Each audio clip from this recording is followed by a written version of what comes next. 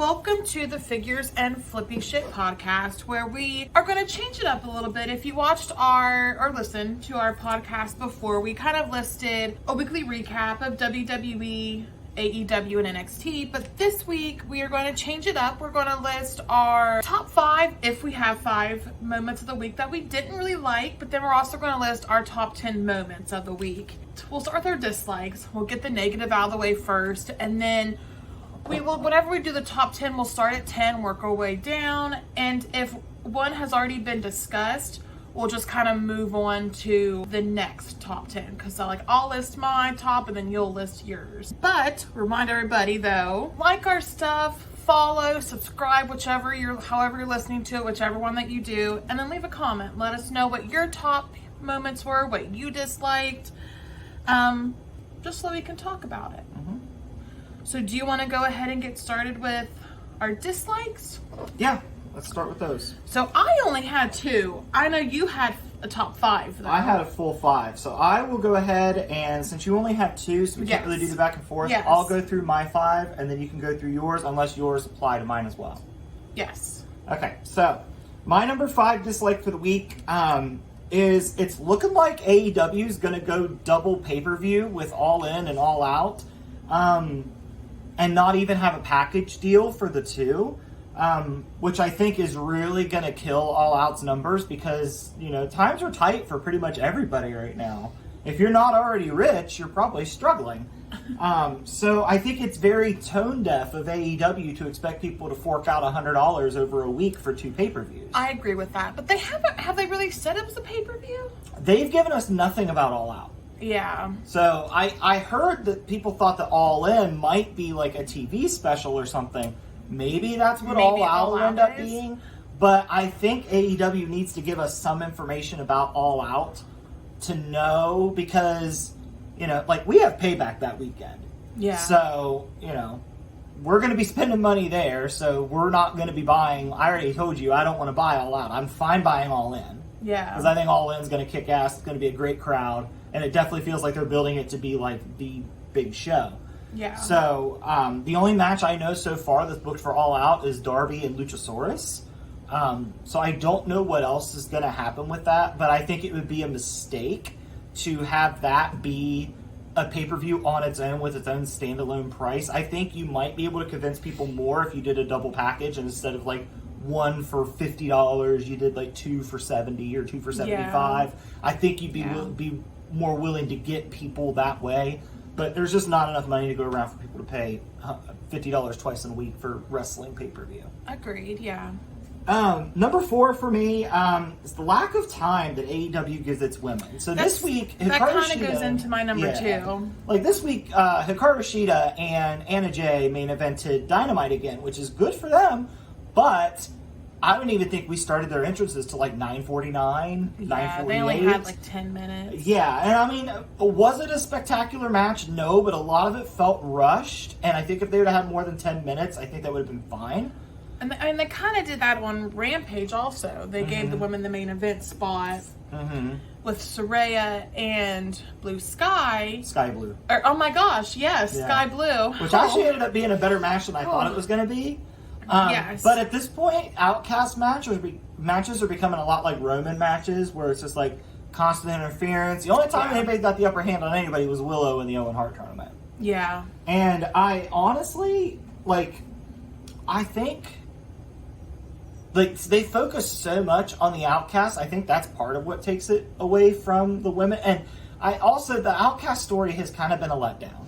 They don't really have a story. No, They're just there and cause havoc. Yeah, it's there's no story to them. Yeah, it's like Jamie Hayter got hurt and the story stopped. And I understand you could do a hostile takeover story and have a story. The NWO did it before they ballooned up to be too big. You could have used Jamie Hayter's injury to their benefit. You could have given him heat for that. Yes. And I don't understand. I just don't think Tony Khan knows how to book women's wrestling, and that's a shame, because they have a lot of talent over there.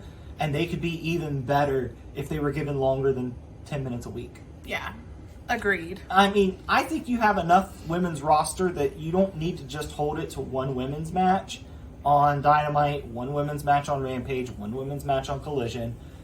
you could spread the wealth a little bit. Yeah. There's sometimes, it's nice if wrestlers go away for a little bit and come back and have a return. It makes it nice. Yeah. But they always say, what, absence makes the heart grow fonder? Yeah.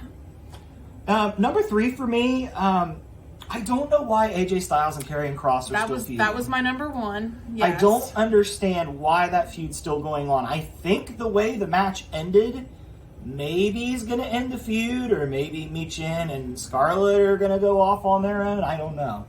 But I just feel like this is a feud that's just kind of felt stale from day one. Yeah. And I like Karrion Kross's presentation. I like AJ Styles. I know. Like, Karrion Kross, whenever he comes out, you just feel like he should be amazing. Like, this epic thing. And no offense to Karrion Kross, I don't know. Just something about him is just boring to me. So, I don't know. Yeah. Number 2 for me is that it seems like from the segment on Raw, Cody's going to go back into a feud with the Judgment Day. And I feel like that's kind of a rehash for Cody because he already feuded with Dom, beat him pretty decisively. I don't think there's any reason to go back to that well. No. That's my one issue, I think, with the Judgment Day is whenever they feud with somebody, it goes on forever. Like, it goes on, they feud with Rollins for ever since Night of Champions. It seems to be the same people, too, that they're just, like, feuding with. Yeah, like I understand you want the Judgment Day to be big, like the Bloodline. You want them to be Raw's version of the Bloodline. But they're on TV every week, so there's no reason to not spice up their opponents a little bit. Yeah. It's not like Roman where he shows up, like, once every 3 months. Yeah, exactly. And speaking of Roman Reigns, the Bloodline landed on my number 1 dislikes, which is pretty crazy, but they're also in my top 10, so it'll be fine. But there's no opponent for Roman moving forward, and I hate that we seem to always have no challenger for Roman Reigns. He's the biggest champion in the company. He should have the biggest target on his back. His family is literally in flux and turmoil, and it makes no sense to me whatsoever that no one is capitalizing. Is it because he's hurt, though, right now? They always do this. Oh, that's true. They always do this. That's true. And he was out there taking bumps and throwing Superman punches. That's so true. I don't think he's that bad off. He took that super kick. So yeah, I don't understand why Roman doesn't have a bigger target on his back, and they never explain it.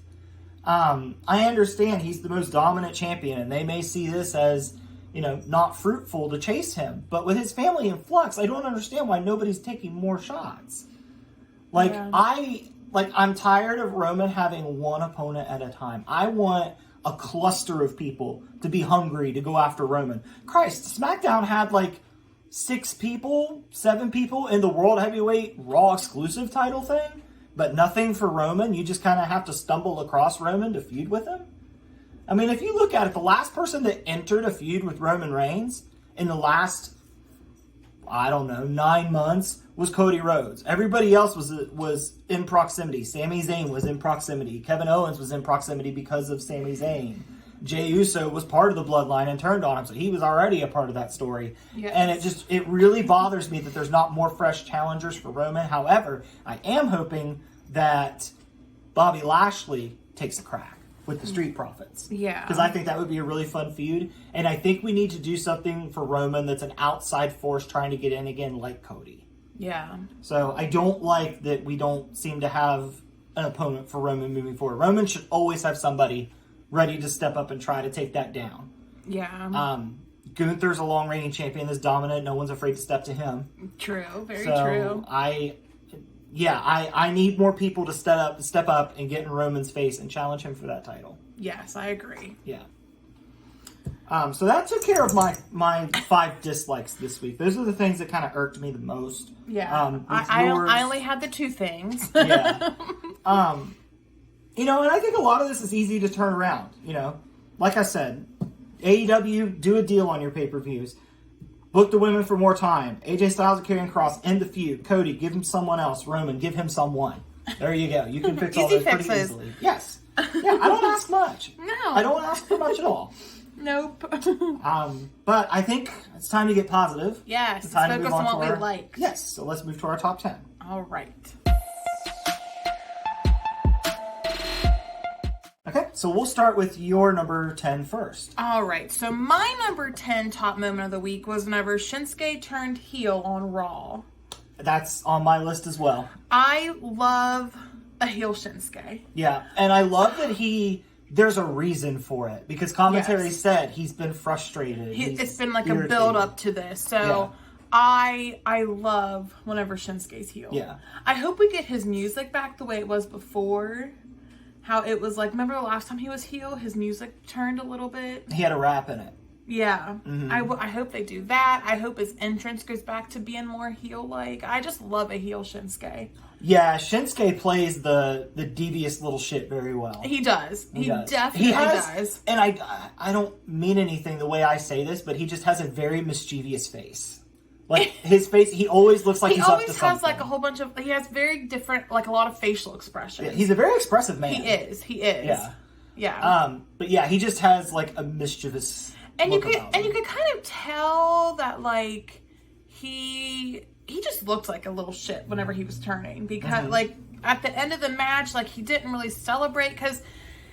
he was in the match with Cody Rhodes and Seth Rollins because Sami Zayn got attacked by JD McDonough. Yes, so they were facing off against Judgment Day, correct? Yes. So I think we are pivoting into the JD McDonough Judgment Day stuff, which is cool. Yeah. Yes. But is there anything else that you want to talk about with Shinsuke turning heel? Because I just want to say that I love whenever he's heel.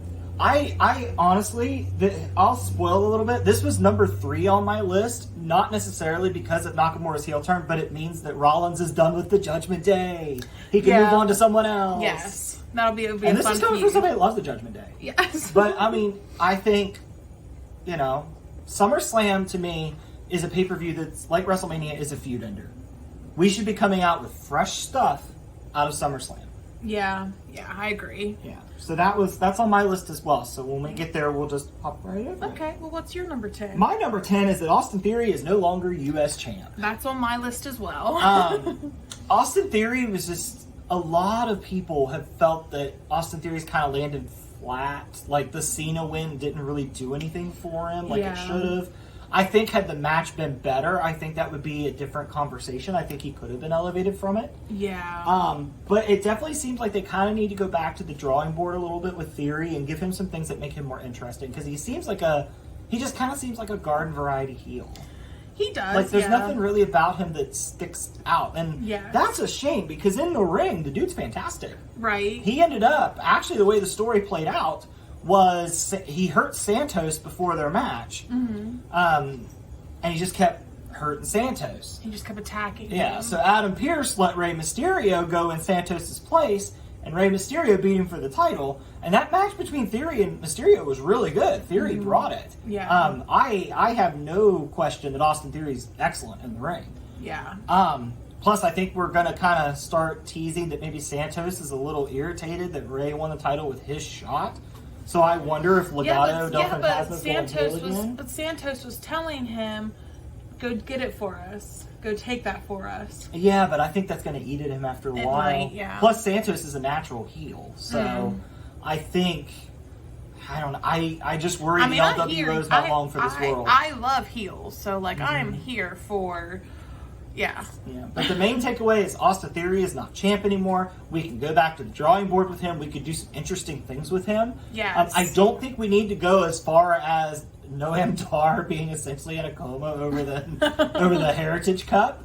But this would be some good character building for Theory to cope with that title being gone and how he's going to respond and what's he going to do. I think this is a good opportunity to build Theory a little bit more, kind of go back to the drawing board with some things. Yes, I agree. Yes.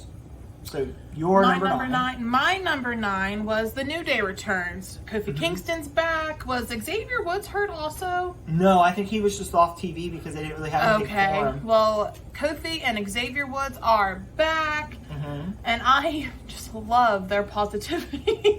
I saw a report, I think last week, that said that Big E said that his doctor told him that he shouldn't wrestle anymore. Yeah. I really hope that Big E sticks around as their manager. If if he's willing to do that. Or even do like commentary if he wants to. But at the same time, I could totally understand if being there for him is painful because he can't participate. Right. I would understand that as well. At least at first, I wouldn't be able to return. Yeah. But so. I think Big E deserves another ovation in front of the fans and a proper retirement segment if he wants it. Yeah. I think he deserves that. I agree with that. And I think if that does end up happening, there won't be a dry eye in the house. Because Big E is one of the most loved dudes on the planet. I always, whenever I think Big E, I always think of that. What was that show that the network had, WWE Network, where you would the ride along? Yeah. Was it just ride along? Yeah, I think so. I just remember the New Day episode where Big E was in the back, and then Kofi and Xavier on the front, and Big E did a split in the back seat, and he got stuck, so he rode the whole way to where they're going, like in this split the whole way. That's funny. Yes. But yeah, I think Big E, if he wants that moment, I think he deserves it. I think the crowd will. I don't think there'll be a dry eye in the house if he gets that segment. Yeah. But I would love to see Big E kind of move into a manager role for the New Day. But like I said, if he can't be around wrestling because it's too painful to not do it, totally understand that. Yeah. Well, what's your number 9? My number 9 was the CM Punk Ricky Starks match from Collision. I'm not gonna lie, I completely forgot about CM Punk. Yeah. And that's not me being bitter. I know I'm usually bitter, but I just completely forgot about this match. Yeah. Well, I mean, we also get to Collision like a week late when we actually cover it. So, like, the Collision that you're talking about is the one from August 5th. Just to let everybody know. Yeah. And honestly, at first, I really wasn't into this because I thought it was a mistake to turn Ricky Starks heel rather than CM Punk. I think CM Punk would have come out the better heel there. But Ricky Starks is playing a good heel. Ricky Starks is a good heel. Yeah. I just think we could have had a little bit longer of a babyface run, and I felt like CM Punk turning heel made more sense with his reactions that he gets. True. However, Ricky Starks beat the bejesus out of Ricky Steamboat after the match. He did, yes. And even in their graphic for this week, when they're like, we'll hear from Ricky Starks, he still has Steamboat's belt, like, in the graphic. So I'm not sure where we're going with Ricky Starks, but I trust Collision the way that it's been booked. Collision's been good so far. Yeah, Collision has been really, really good. And we've said that for weeks now. Yeah. But the match itself, I thought the match itself was pretty good. You even said at one point that it looked like CM Punk didn't have like the issues with wrestling that he had before. Like he seemed to like iron out all of those. To me, in that match, and here recently, CM Punk has looked better in a ring than he has the entire time he's been in AEW. Yeah. I think every week he's gotten even better, and he's moving quicker, and he's clicking better, and I think CM Punk might still have some high star matches in him. I wasn't sure when he came back because I even told you, he's going to come back. That injury's going to get to him. It's going to be a dumpster fire. And I was wrong. The dude stepped up. The dude's putting on great matches. I don't necessarily think he needs 30 minutes every week on Collision, but the matches that he's putting on are good, and he's looking good in them. Yeah. But yeah, I just thought that match was really good. I'm a big fan of Ricky Starks. I want to see where he goes with this. I want to see what he does. I'm disappointed that he's heel now, but Ricky Starks is a prominent feature on Collision, and that's fine with me. Yeah. Ready for my number 8? Yes. So my number 8 top 10 moment was LA Knight versus The Miz, their promos that they had in the ring. Miz just had so much passion, and he was just talking about all of his accomplishments over the past 20 years. And of course, LA Knight's always going the mic. So it was just very good. Like, The Miz basically talked about how the LA Knight's just going to disappear. Like, he's nobody. Like, Miz has been around forever. He's the person that, like, And Miz,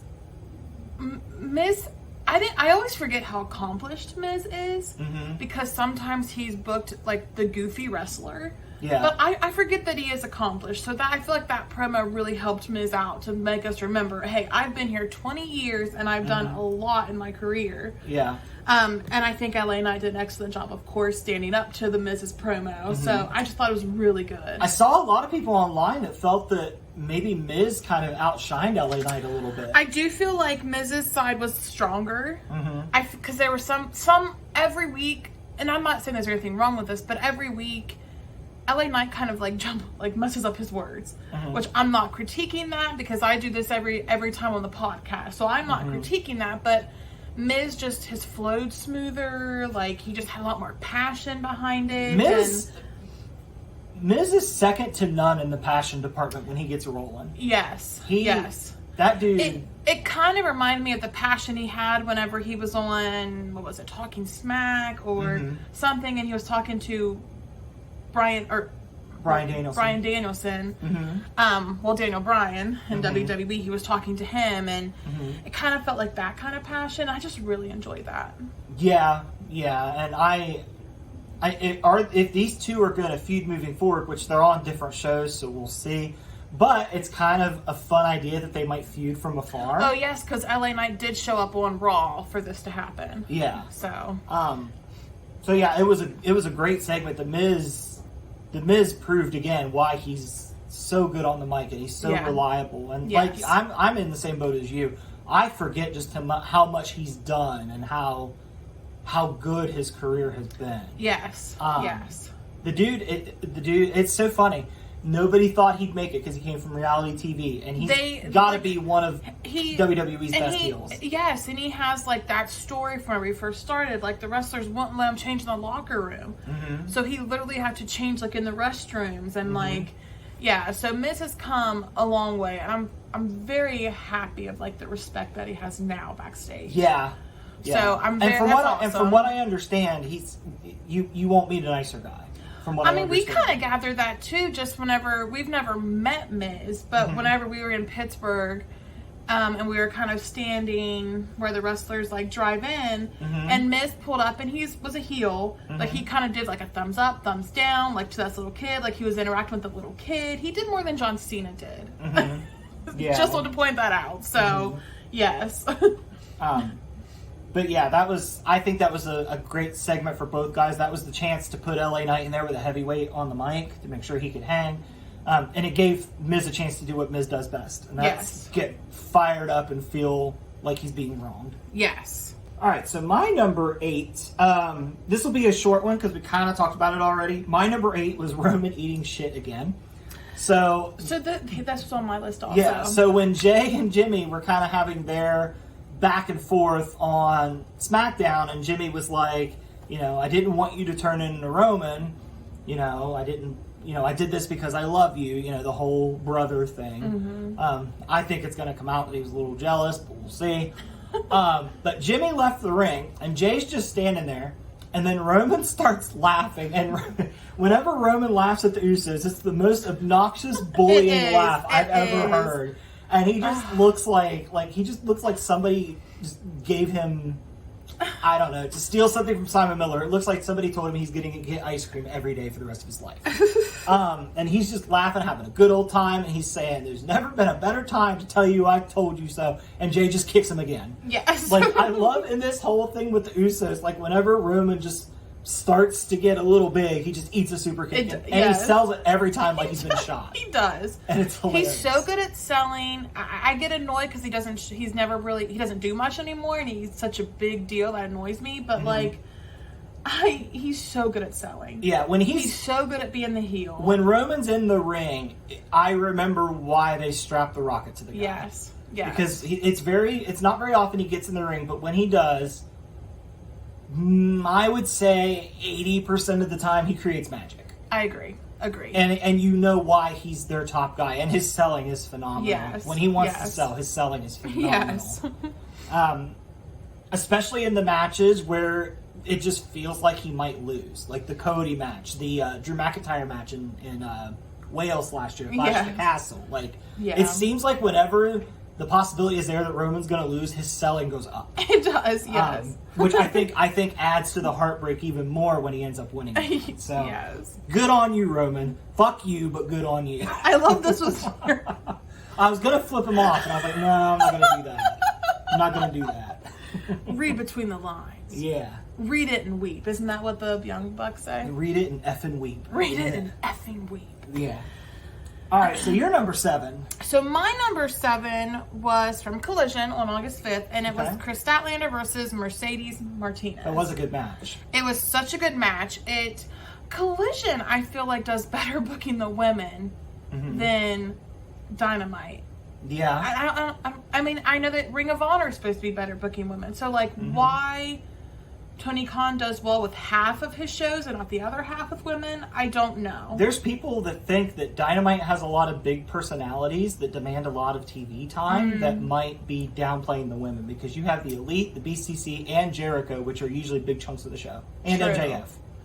True. So there's not a lot of room on Dynamite, and I get that, but you got to make room. Well, this match though was so good. I also think AEW needs to realize that not every single match needs to be a 20-minute classic. Yeah. Sometimes we can have matches that go a little quick, to service a story. I mean, they do that sometimes, but not nearly as much as they probably should. Yeah. I think AEW's focus sometimes is just trying to put on high quality matches and not really focusing on like the story or I don't know, they kind of focus more on like the quality of matches, not like the quality of like the stories, I feel like. And I also saw an interview that JR did the other day where he said that he feels like the Collision locker room is more relaxed or the Collision backstage is more relaxed than Dynamite backstage. And it does seem like Collision's a little more pointed and Dynamite's a little more frenetic. Yeah. And so I do get that vibe. Yeah. But going back to what you were talking about with the match, because I don't even remember. You were just talking about how good it was. I was just gonna say that. Man, I feel like you got me off my flow there. I didn't mean to. But just Chris Statlander, I'm happy she's back because she was a woman that was good. She got more time than other women, I think, which is a good thing. So I hope that she just gets the women's division back on track. He threw me whenever you got me off topic, so I don't remember. But go on to your number 7. That's my fault. But it was a good match. Definitely check it out. Yes. It did lead to a tag match this week on Collision tonight, which is going to be Mercedes Martinez and Diamante against Chris Statlander and Willow Nightingale. I think that match will be good. Yeah. Well, what was your number 7? My number 7 was the Jericho Appreciation Society breakup segment, but in particular, they're not the biggest names that work with Jericho, but Daddy Magic and Cool Hand, I think, really shined in this segment with their promos that they cut. Yes, and I'm not going to lie. I meant to add this to my top 10, and I did not. So that's going to be my little extra because I completely forgot to add that one. Yeah. But yeah, I just thought, like, Daddy Magic and Cool Hand, like, they've been goofy since pretty much day one. Like, Daddy Magic has the nipples hard, he has the funny voice, the entertainers. Cool Hand's got his combing and his good hair day. But these two really cut a pretty emotional promo from two characters like that. The best one, I think, was Daddy Magic. Daddy Magic's was legit moving. Yes. Then it probably makes me sound like a big dork, but I don't care.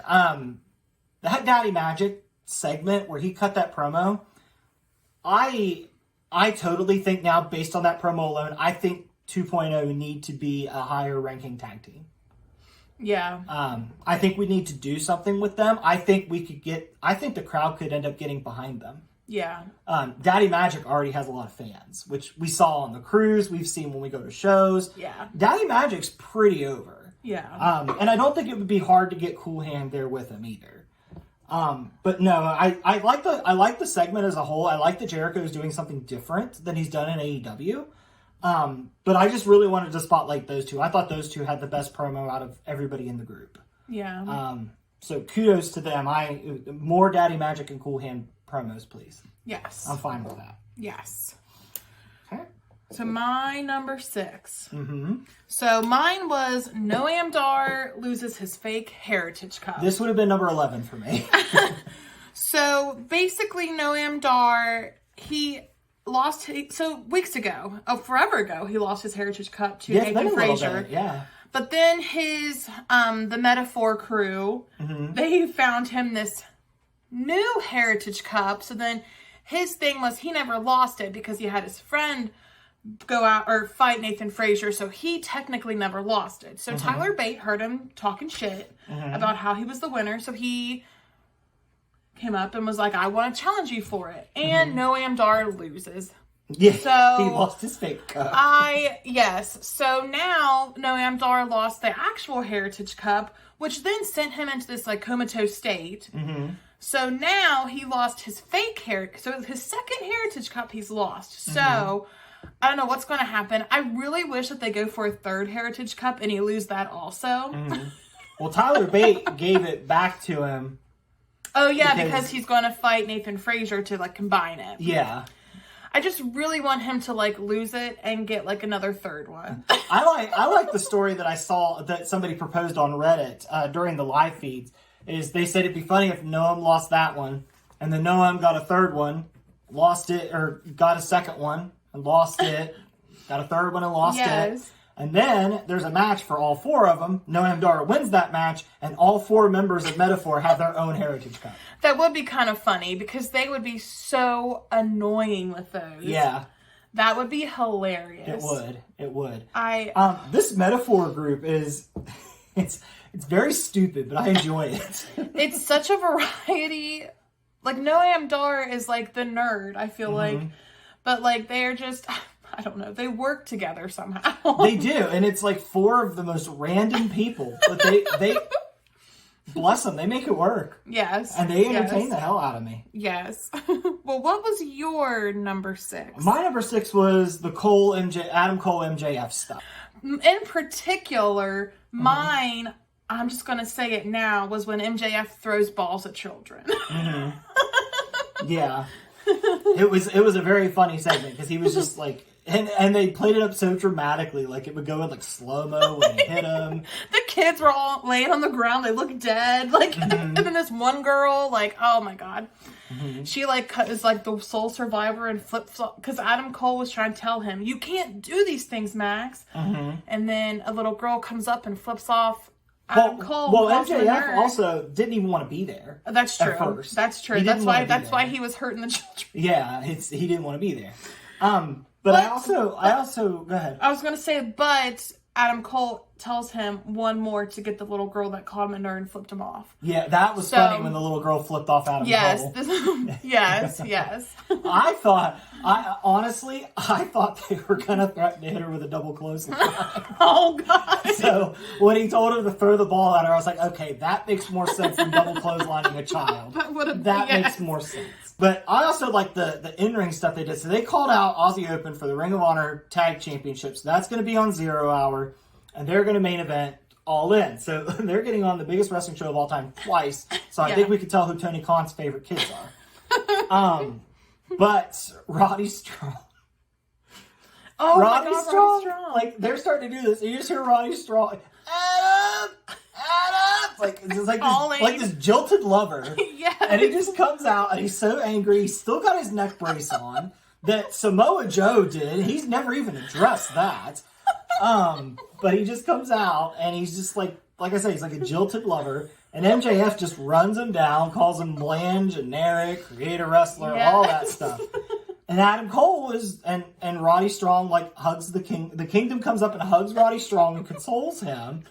And they leave because Roddy Strong was like, the king, they're exactly like the Kingdom said you were. Like it's real like jilted lover, like melodramatic. And I shit. love it. So he gets his hug and sulks away with the Kingdom. So then Adam Cole gets pissed at MJF and he's like, why would you do that? That's my friend too. You're my friend. He's my friend. And it looks like MJF's going to blow up a little bit. And Adam Cole like kind of reins it back in. He ends up apologizing, which kind of gives off an abusive friendship vibe. I mean, I won't lie. It's MJF. He threw balls at children. True. But MJF tells him, he's like, all right, fine, go check on your boy. It's cool. And then he motions to the crowd that it's cool. So I have no idea what's going to happen in Wembley. I don't know if MJF's going to blow up. I don't know if Adam Cole's going to go off on MJF. I don't know if Roddy Strong's going to come out and proclaim his love for Adam Cole with roses. I don't know. But yeah, this whole segment just had there's a lot of pieces here. It was a lot of moving parts. It was amazing. It was. It was amazing. And I'm interested to see what we do next week. Yes. So, and that's the main thing. I think if a segment has me invested in what's going on next week, it's done its job. Yes. So my number 5 is one we already talked about. It's Austin Theory losing his title and Ray winning. So we don't have to go over that again. So what was your number 5? Well, I want to go back and ask you. Okay. So it's not just a skipped entry. Okay. What do you think is going to... See, I'm hoping this format, too, opens up more discussions. Okay. What do you think is going to happen with Santos and Ray? Do you think one of them's going to end up turning on the other? What do you think is going to happen? Or do you think it's going to be all sunshine and roses in the LWO? I mean, I don't think it's going to be like that forever, but I think right now they're just going to celebrate. You think so? Yeah. Okay. I kind of was expecting Santos to turn a little bit when it happened, but I'm kind of glad that we held off. Because I think the LWO still got some steam. They're pretty over. My only knock on the LWO, let's do more with Joaquin Wilde and Cruz del Toro. Yeah, I kind of feel like they get lost. Yeah. Because Zelina Vega's got to do big stuff. Santos has been in big spots, and Rey Mysterio's Rey Mysterio. Yeah. They're kind of like, honestly, they've kind of become like the Menard and Parker for the Daddy Magic and Cool Hand for the LWO because they don't. Well, I was doing that more for because we never call them Menard and Parker. But yeah, I feel like they're going to get lost, and they shouldn't. They're a great tag team. Yeah. They should be in the conversation. I think that's another thing we need to do is I think we need to get those tag titles split. Because there's a lot of good babyface tag teams that should be chasing gold that aren't going to chase it against a babyface Owens and Zayn. Yeah. Like Cruz and Del Toro. I think that match would slap, but I think one of them has to be heel, and I don't think it's going to be Owens and Zayn for a while. Yeah. The only thing I see coming out of there is eventually Owens will turn on Zayn again. Yeah. But we'll see. We'll see. Yes. But yeah, I want them to do more with Wilde and Del Toro for sure. Yeah. My number 5 involves a stable again. I really like that we're going to build something with Bobby Lashley and the Street Profits. I think that's a group that goes together well. And you and I talked about it, I think, last week. You know, the Street Profits are going to add personality for Lashley, and Lashley's going to add a threat factor for the Street Profits. Yeah. So I really like this stable, and maybe my number 1 point might be defeated here, because they did mention in their little segment that it's time for some new blood on SmackDown. So maybe Bobby Lashley will chase Roman. I think at this point, Roman is so vulnerable, it'd be stupid for Bobby Lashley to not at least try. Yeah. Plus, Bobby Lashley has the numbers now because Roman only has solos. So what we've established in that segment with the Bloodline is Jimmy and Jay are going off and doing their own thing. It's just Roman and Solo now. Like, Bobby Lashley has the numbers because he has 2 Street Profits. Yeah. And Heyman's not going to do shit. No. Heyman's just going to stand there and cry when Roman gets hurt. And so, yeah, I think anybody that's got more than one friend would be dumb not to chase Roman. I hope Bobby and the Street Profits do. I don't think Bobby should dethrone Roman. I don't know how we would get around not having the numbers advantage unless you had Solo overpower both Street Profits. But that kind of nerfs the Street Profits a little bit. Yeah. But I like this team. I want to see where this team goes, and I want this team to do meaningful things. I don't want this to end up being Bobby Lashley chases Rey Mysterio for the U.S. title. I want Bobby Lashley to go after the big fish, because Bobby Lashley himself is a big fish. Yeah. See, I didn't include him because I think Bobby Lashley's a snooze fest. Well, hopefully the Street Profits, that's what I'm saying. Hopefully the Street Profits will help with that. Yeah. I mean, he's over. Like, whenever he came out last week and Street Profits attacked everybody, like, everybody was so happy to see Bobby Lashley. Yeah. So he's super over. It's kind of crazy that he's been kind of bland, but still gotten himself over. It's kind of an interesting dynamic. It is. Because normally somebody like Bobby Lashley would be. But he was gone for a long time, though. He was, and that's what I was talking about before with Yeah. AEWs. Take some of your people off TV for a little bit. Yeah. You know, I have been a fan of Chris Jericho for 20 years. I don't need Jericho every week. Yes.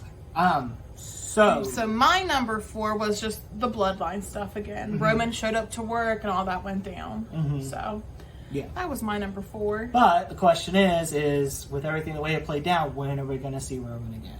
I know, and That's I kind of debated putting that so high on my list because I get so annoyed because Roman just disappears. And it annoys me that he's such a big champion, but he's never around. So I really debated putting this so high up on my list because I get annoyed by that. And see, here's the thing. This would have been really easy to do. Jay and Jimmy both walked away. And while Roman's standing in the ring, just have Bobby Lashley slide in the ring, hit him with the forearm in the back of the neck, and boom, there you go. Yeah. There you go. And then we could tell the story of Roman doesn't have all the backup he used to. Look how vulnerable he was. Yes. You could tell a good story with that. You could, yes. So yeah, I understand that Roman wants to do part-time, but you've got to do something. Yeah. I mean, even if you have Bobby Lashley do that, and then Roman just... You could even say that Bobby Lashley's attack hurt Roman, and that would explain him being off for a few weeks. Yeah. Agreed. I mean, you could do this so easily. Yeah. So easily. Well, what was your number 4? My number 4, we kind of already talked about it a little bit, and it was the fact that I got a double helping of LA Knight this week. I got LA Knight on Raw, and then on SmackDown, he fought Top Dollar, which one of the things that was funny was when they announced the match is coming up next. Michael Cole's your BFF. Kevin Patrick showed personality, and he was like Michael Cole's BFF. And I just want to say, I don't know if it was Cole sitting beside him or what last night, but Kevin Patrick last night seemed miles better than he was on Raw. He didn't have those like breaks that he would have in between saying things. Yeah, there wasn't like dead pauses. So Kevin Patrick has already shown improvement to me with Michael Cole sitting right there. Yeah. And it leads me to believe that maybe Kevin Patrick will be fine. He just needed some coaching. Yeah. And nobody better to coach him than Michael Cole. Nothing wrong with getting some extra training for a job. No, especially from Michael freaking Cole. Yes. Like now that Vince is out of Michael Cole's ear, Michael Cole's fantastic. Yes. I love when Michael Cole gets outraged.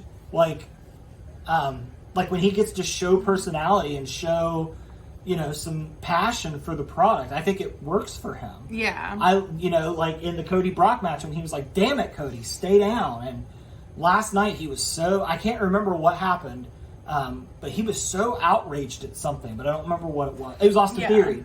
He was so mad at Austin Theory for attacking Santos. Yeah. So yeah, I think that's going to help Kevin Patrick. But that took me completely off my point of the double helping that of happens LA a Knight. lot. It does. It does. But it's so easy to go down other paths with wrestling. There's so much going on, and there's so much of it.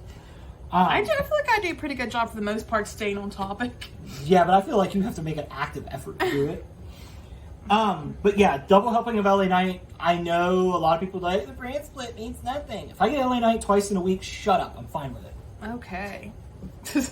Okay, so what's your number 3? My number 3 is Christian and his child. Oh, the promo that he did. So Christian had his child, which it really was his child. This was on Collision. This is on August 5th Collision, yeah. Yes.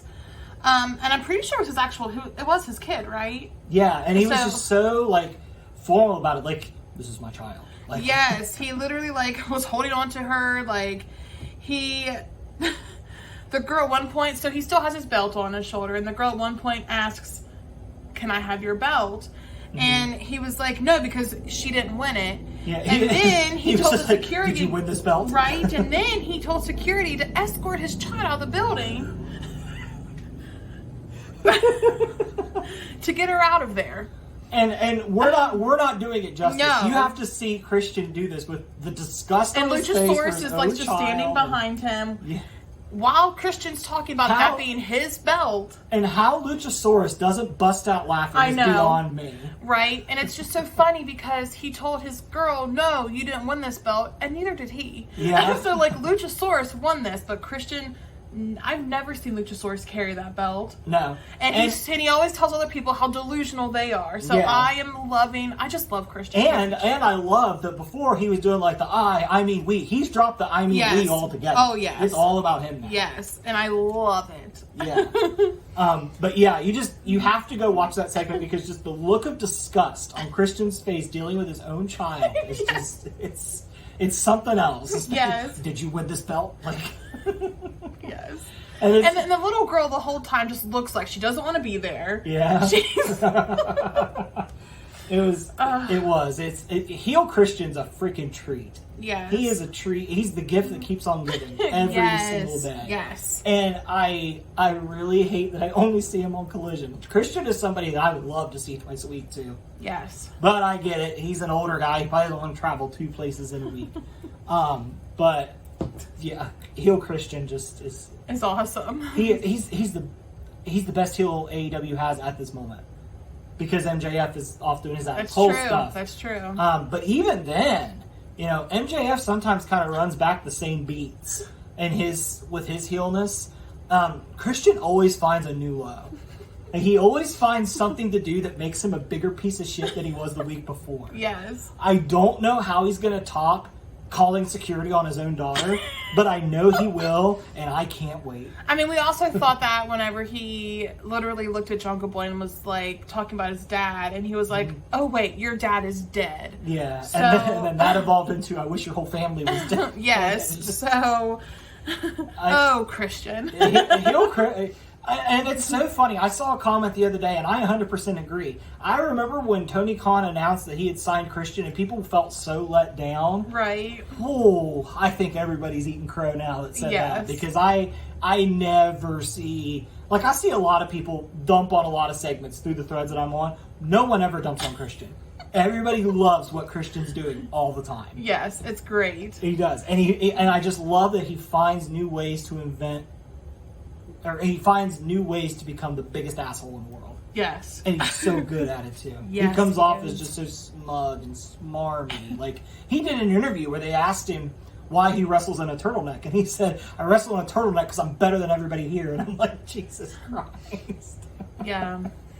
Yes. But, yeah, Christian's excellent stuff. That's on my list, too. Yes.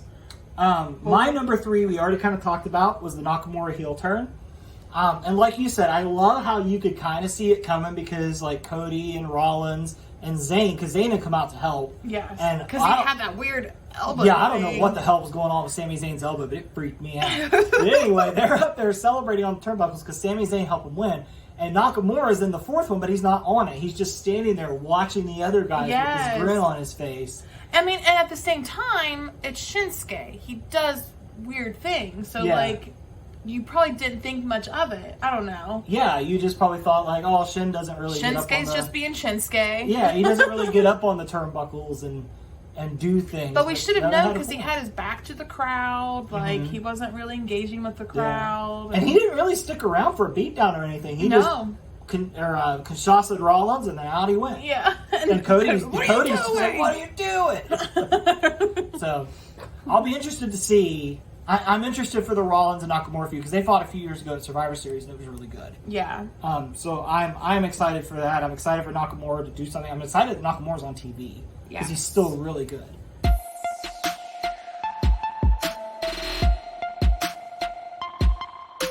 All right, what's your number 2? My number 2 is Ciampa. This is the match with Ciampa versus Gable versus Riddle versus Ricochet. It was really good, and Gable won. Was a good match. Yes. It had what I loved in it. It had flippy stuff, but it also had some, like, hard-hitting stuff. You got to see Ciampa, like, black and gold NXT, like, I felt like. And just, at one point in time, Ricochet, like, flipped over guys, like, over the ring, or over the ropes, and it was just Ricochet being Ricochet, but he always impresses me. Yeah. And Gable wins, which was a big thing for me, because Gable never wins. Yeah. So that was, like, that was my number 2, though, because it was just so good, and Gable got the win, and I'm not surprised how good it was. I mean, with the talent involved, I mean, right? that's a great 4 dudes. Yeah, Ciampa, Gable, Riddle, and Ricochet they are gold together. They are. They all work together really, really well. Yes. But yeah, and good for Gable. Good for Gable. But we'll talk about Gable a little more in a minute. Okay. But my number 2 for the week was the Christian promo. And I don't think there's really anything that I can add. We were so close to how much we liked that. Yeah, that Christian promo. and that tells you something. That happened a week ago today. Yes. And it still landed near the top. I still remember so much of it. And I forget everything. So the fact that that's stuck in my head so much. But yeah, that was my number 2. And before we get to our number 1, just a couple other things that didn't make the list that were still pretty good.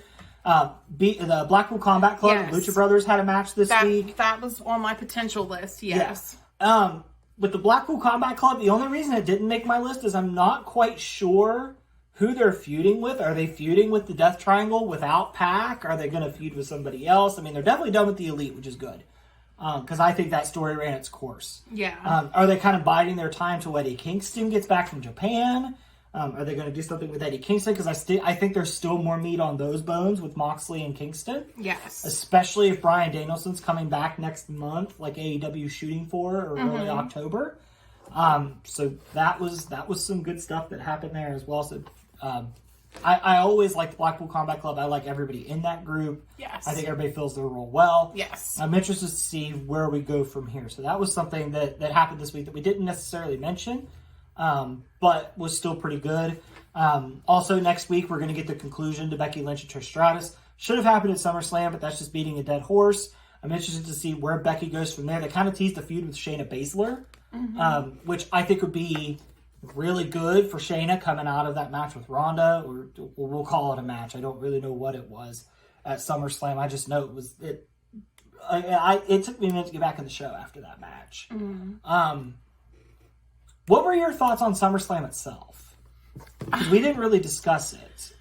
I think it was okay. Yeah, I think Logan Paul and Ricochet was really good, and then I think the rest of the show just kind of treaded water a little bit until Cody Brock. I thought Cody Brock was great. That moment with Brock and Cody at the end, that's ace stuff, and good on Brock Lesnar. Because we found out that actually wasn't part of the plan, and Brock did that on his own. So I think it's safe to conclude that Brock Lesnar really likes Cody Rhodes. And then the EO cash-in was great. The match leading up to it was all right. Yeah. But the cash-in was great. So we're still teasing some stuff with EO. I think we're going to get an EO-Asuka feud based on what we saw on SmackDown. Yeah. So that's good. I don't know why Shotzi didn't show up when Bayley was there. I thought that there was a little bit of disconnect there because I thought Shotzi was more part of that story. But I don't know if Bayley's kind of pivoting to Charlotte now. I don't know. So there was a lot of other good stuff that happened this week. It just didn't stick out as much as everything else did for us. But anyway, your number one was the MJF throwing the balls at children, which we already talked about in detail. So there's nothing else to add with that one, but it was just good. Yeah.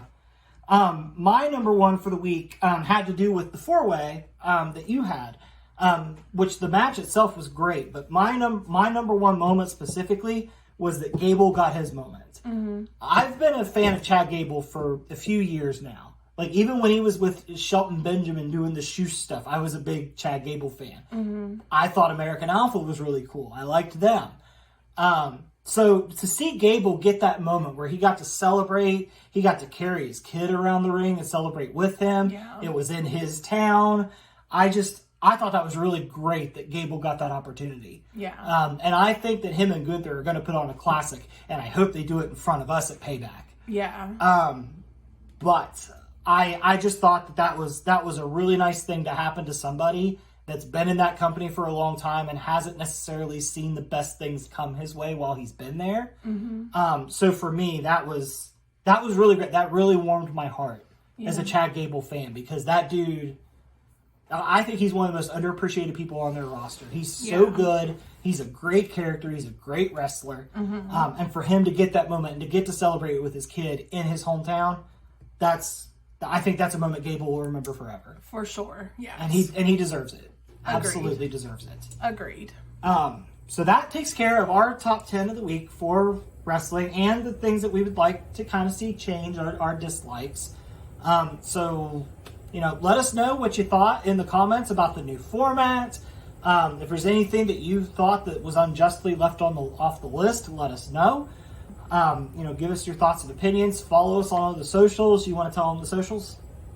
Yeah, on Instagram and Facebook, it's just Figures and Flippy S. Okay, Just nice follow and easy. us on Instagram and Facebook, yes. Nice and easy. And don't forget, Spotify has the Saturday audio versions of our show, which usually goes up sometime in the early afternoon. And then if you're more of a visual person, you'll have the visual version on Sunday. Usually what? In the morning? Usually when you get it posted? I'm usually asleep by the time you post it. It just depends. Okay. So at some point on Sunday you get it. It just depends what's going on. Yes. And we're hoping with this new format, with the time opening, we're hoping to maybe dedicate more time to the figures part of Figures and Flippy Yes. Or Figures and Flippy Shit. I was doing the social handle. So we're going to try to see what we could do about that. Like I said, leave your comments. Let us know what you think of the new format. Yes. Otherwise, like I tell you every week, there's a lot of good wrestling out there. Go out and find it. Find what works for you. Wrestling is one of the best forms of entertainment out there. Plus, it's one of the only ones right now not affected by a writer's strike. So yes, it has that going for it. But until next week, we will see you then. Later. Did you like that video? Like, subscribe, and comment to the Figures and Flippy Shit Wrestling Podcast. Oh, yeah.